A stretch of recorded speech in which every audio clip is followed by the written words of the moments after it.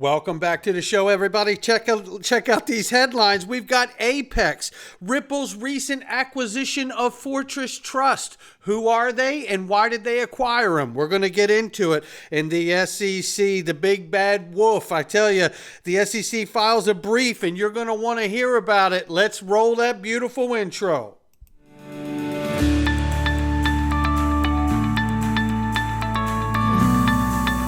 Digital Perspectives with Brad Kimes. Come on in.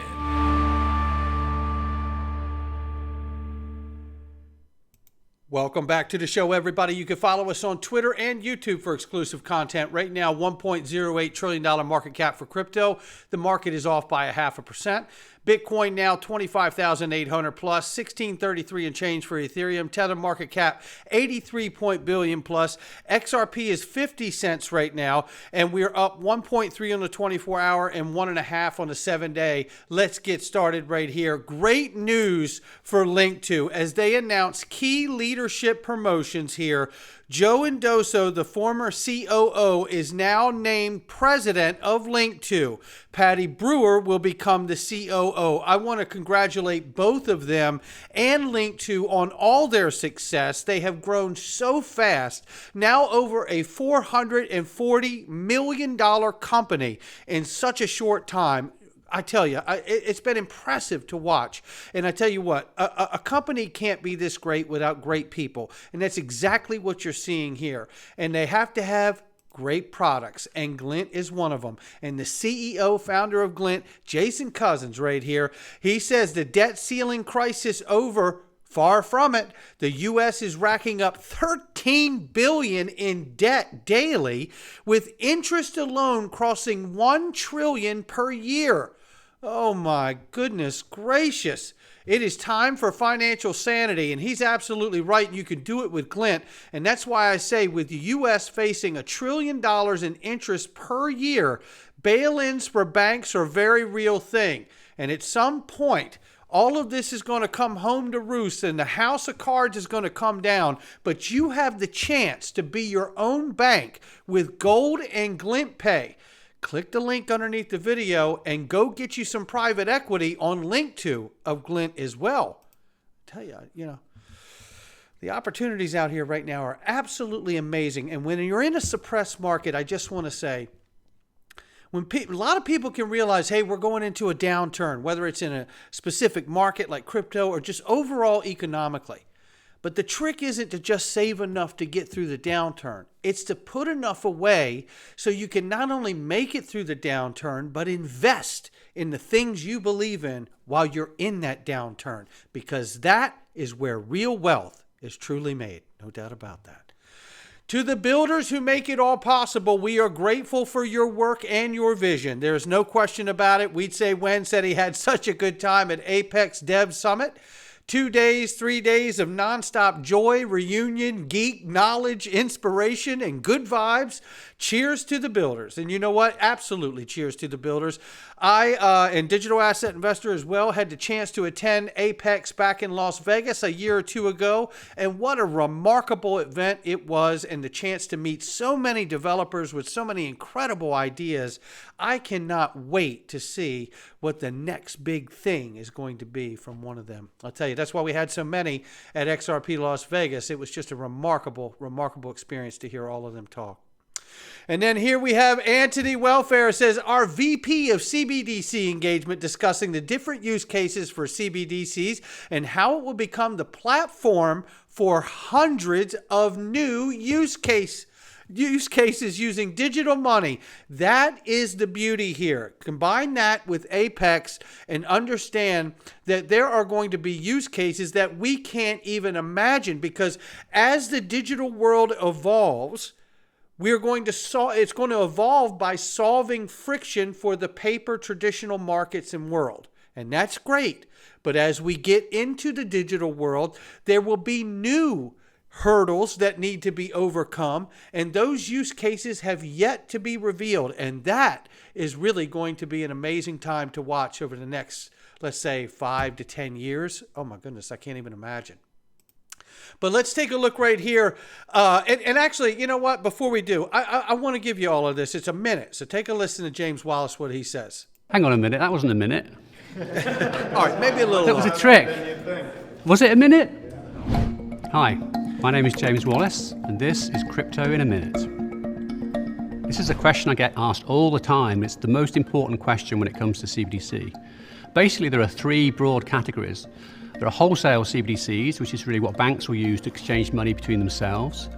There are retail CBDCs that will be used by consumers, for example, an alternative to cash. And then there are cross-border CBDCs where people can exchange money, send money around the world using CBDC. The one that I think most people are interested in is the retail CBDC. So let me expand upon that a little. One very popular use case is an alternative to cash. You have your wallet today. In the future, you'll have a digital wallet. You'll be able to do all the things you can do with cash, but most excitingly, there'll be many, many more things that you can do over and above what you can do with cash today. Also, financial inclusion is one of the big topics, and that's actually true around the world, where people with relatively low incomes do not get served well by the traditional banking environment. So, I think we'll look back in a few years and we'll see literally hundreds and hundreds of different use cases that will be all taking advantage of CBDC. And look at that, I finished more or less on time. He's just great. James has got just like the coolest vibe ever. There's no question about it. Shout out to him and all the information he's sharing. And speaking of sharing information, this broke yesterday mid-morning here. Today we are announcing intent to acquire Fortress Trust, part of the Fortress.io suite of companies. Fortress Trust financial and regulatory infrastructure complements and expands Ripple's comprehensive portfolio of blockchain solutions for finance. What does it all mean? Well, let's get into this. First of all, who is Fortress Trust? Take a listen to this, and shout out to XRP Drops for bringing this to us. This is a remarkable clip.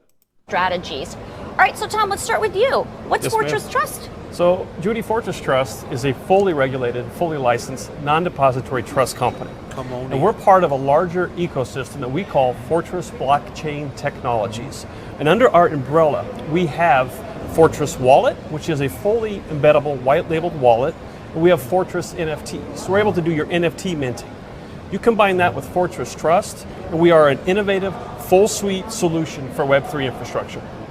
Yeah, and the idea is this area is developing so rapidly, and we want to be positioned to be a leader in it and not a follower. So it's a heavy lift to have all of those under one umbrella, but yet we think it's worth it because really NFTs, tokenization is, I think, the next evolution of the internet, and we want to be a leader in that space.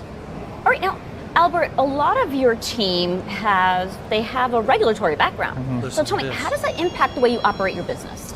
Yeah, so I spent my years as a regulator, 25 years as a state banking regulator. The last 10 as the banking commissioner in Wyoming, which, if you're familiar with that, Wyoming was a leader and tried to be fostering to institutions that wanted to be in the crypto and blockchain space. And so from that, I was able to see the industry, the crypto blockchain industry, evolve rapidly. But part of that evolution requires a compliant manner. The move fast, break things, ask for forgiveness, not permission mentality has shifted a lot in digital assets. And so when I came on at Fortress, I wanted to make sure that I had as much regulatory chops as possible.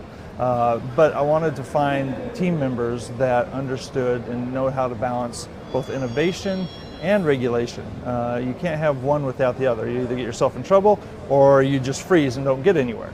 and so we're building a team up. I've got some core colleagues with me that we have roughly 75 years worth of bank and digital asset regulatory experience, and I think that will position us to be a leader in this space, give us advantage. And then another part that's very important is because we have to have some strategic tech thinking, tech forward bank partners, someone like Tom, who's a career banker, coming on and managing those and establishing those relationships is also very important for us. Judy, Fortress has a regulatory body within that nobody else has. We are unmatched in this environment. which is why we bring experts in like Albert and some of his folks that he brought along with him. So we're very blessed to have the regulatory piece to our puzzle. And there you have that. How about it, right? So now we find out bankers and regulators, regulatory body with inside of the company itself. Okay. Brad Garlinghouse says, we've known Fortress Trust team now for years. Remember, they had bought a position in the company back in 22. He says, what they've achieved in a few short years since incorporation is commendable. I'm excited to see how Ripple expands in the realm of crypto infrastructure services with the Fortress Trust team. Now, let's take a look at this from Monica Long, the president of Ripple here as well, says, as licensed providers of crypto infrastructure services, Fortress Trust and Ripple share common goals, bringing best-in-class services to convert, store, and move money around the world using blockchain and crypto technologies. Well, let's go into this very quickly here. Ripple acquires Fortress Trust, which will use Ripple payments tech for Fortress Pay. Then there's this. I read the Ripple announcement, and what caught my eye was this. Is this right here. With the acquisition, Ripple's growing portfolio of regulatory licenses expands as Fortress Trust holds a Nevada trust license. Ripple and its other subsidiaries collectively hold a New York BIT license, more than 30 money transmitter licenses across the United States. Is this on? Hello. Yeah, I'm going to give that one to you again. Fortress Trust holds a Nevada trust license, and Ripple and its other subsidiaries collectively hold a New York BIT license and more than 30 money transmitter licenses across the U.S. Come on in. You feeling me now? Because I think I'm feeling what's going on here. And don't forget about the in principle major payment institution license with the Monetary Authority of Singapore, which is the country's central bank. Come on. Yeah. Happy Saturday. And this here from Eleanor Terrett, she tells us the SEC files a reply brief to Ripple in support of its motion to certify an interlocutory appeal. Oh, we're going to take a look at this, and boy, does John Deaton get them. Next step will be Judge Torres making her decision. And here is the actual filing here from James K. Filing. Jim, shout out to you for all you do, man. Greatly appreciate it. And this is John Deaton.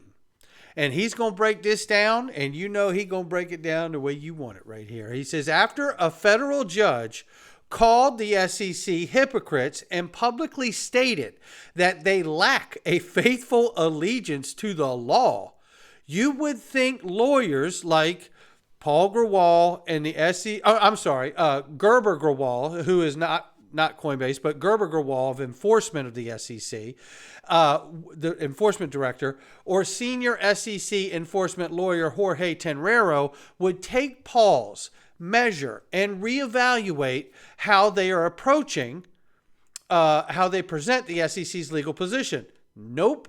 The professional embarrassment continues. The SEC now claims, unlike Ripple, it is only interested in the efficient adjudication of this case, and that it is Ripple who is wishing to prolong the litigation, thus wasting valuable judicial resources. Oh, brother. Let me show you how laughable the argument is. And he goes on to say, first, the SEC is asking for a stay of everything, including the trial, Brad Garlinghouse and Chris Larson. A stay, by definition and operation, automatically prolongs the entire litigation. Second, because there's still a trial to take place, an interlocutory appeal will not end the litigation. It actually adds an appeal to the overall process, which requires more judicial resources. If an early appeal is allowed, it will take 1.5 to 2 years to get a ruling from the Second Circuit. He says here, if the SEC were to win at the Second Circuit, it won't.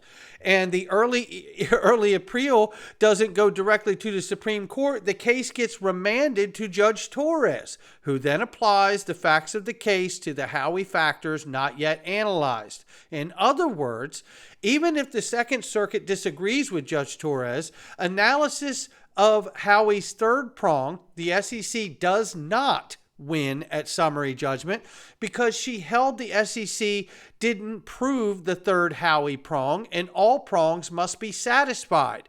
Judge Torres did not apply the first and second. All that would happen is the case would be remanded to Judge Torres, would then apply the investment prong and the common enterprise prong of the Howey test. As I've said many times, the SEC loses on the common enterprise factor when applied to programmatic and secondary sales. Judge Torres could and would give the same result even after a successful SEC interlocutory appeal. The SEC then could ask for a second interlocutory appeal to the Second Circuit on Torres' common enterprise analysis. Now, if the SEC loses at the Second Circuit, the case comes back to Torres for trial. This is the way the SEC is doing here to slow it all down. You see what's happening. Then after the trial, there would be the usual appeal on all issues. Hence, the SEC's claim that it wants faster adjudication than Ripple does. Might be the dumbest argument I've heard yet. It flies in the face of its request for an early appeal while asking for a stay at the same time. This latest argument is so dumb, it rivals the speech wasn't guidance at all and only Hinman's personal opinion argument, along with Hinman was a client seeking attorney advice from others at the SEC and therefore is a privileged argument. Oh boy, just when you think they couldn't, they do, right? I mean, I have said it time and time again that the SEC is not an agency that embarrasses very easily. They're arguing against their own position at this point. Wow. But I'll tell you what, this gives more credence to what I've said all along. I believe that they've got to keep a legal dog leash on XRP because it is the first. Look, we've heard it said, and I will concede that regulatory clarity, Bitcoin and XRP are the only two that have it. When it comes to legal clarity, XRP is the only one that has it.